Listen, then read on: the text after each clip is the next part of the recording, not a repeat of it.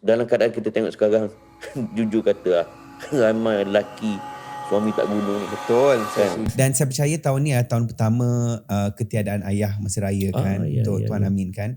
Biasanya adakah you akan fly to Sarawak and celebrate with your father ke macam mana? Cerita me and my father is like cerita yang berbeza daripada orang yang ada ayah yang lain. I was grown up, of course, di Sarawak dengan my father, and kami masuk Islam when I was 4. And lepas masuk Islam, when coming to 5, my father and my mother divorced. So mak saya duduk di Kelantan, dia angkut kami duduk Kelantan. Okay.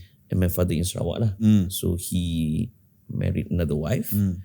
And walaupun kami berjauhan, one thing yang saya sangat respect arwah ayah saya. Walaupun dia dah bercerai dengan mak saya, he never fail hantar duit kepada saya, adik-beradik dan mak saya. Masya Allah. That is my father. Nafkah tak pernah abaikan. Tak pernah tinggal. Even lepas dia meninggal, 2 bulan lepas dia meninggal, masih masuk duit dalam akaun mak saya. That's my father. Dalam keadaan kita tengok sekarang, jujur kata lah, ramai lelaki suami tak guna ni. Betul, saya setuju. Bila dah bercerai, usahakan nafkah anak, usahakan nak bantu ni nafkah isteri sewaktu iddah. Betul. Nafkah anak pun dia abaikan. I really respect my father. Dia pernah bagi tahu saya, dia pernah bagi tahu saya dulu, dia kata, son, I may not be a good father, I might not be a good husband, but I try my best to be a good father. Masya Allah. Saya takkan lupa kata-kata tu. And